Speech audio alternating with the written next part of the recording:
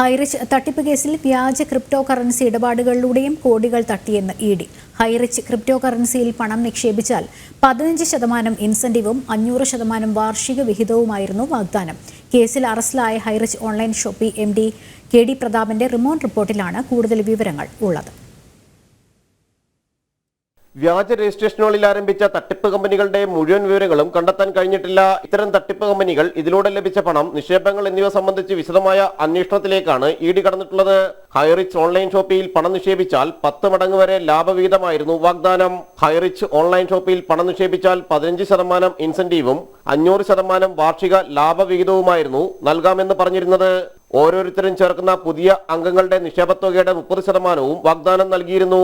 OTT പ്ലാറ്റ്ഫോമിന് നൽകുന്ന സിനിമകൾക്ക് പണം മുടക്കുന്നവർക്ക് 50% ലാഭവിഹിതം നൽകാമെന്നും വിശ്വസിപ്പിച്ചു. ഹൈറിച്ച് ഓൺലൈൻ ഷോപ്പിൽ അംഗങ്ങളാകുന്നവർക്ക് വാങ്ങുന്ന സാധനങ്ങൾക്ക് വിലയിൽ 30%ന്റെ കുറവും നൽകാമെന്ന് പറഞ്ഞിരുന്നു. വ്യാജ ഡിജിറ്റൽ കറൻസി നിക്ഷേപത്തിലൂടെ കണ്ടെത്തിയ പണം 5 അക്കൗണ്ടുകളിലേക്കാണ് മാറ്റിയത്. കള്ളപ്പണം വെളുപ്പിക്കാനാണ് കടലാസ് കമ്പനികൾ രൂപീകരിച്ചതെന്ന് വ്യക്തമായിട്ടുണ്ട്. 15 കേസുകളിൽ മാത്രം 1157 കോടി രൂപയുടെ തട്ടിപ്പ് നടന്നിട്ടുണ്ട്. ഈ മാസം 19 വരെ റിമാൻഡ് ചെയ്തിരിക്കുന്ന KD പ്രതാപനെ കസ്റ്റഡിയിൽ ചോദ്യം ചെയ്യാൻ ഒരുങ്ങുകയാണ് ED. ജനം, കൊച്ചി.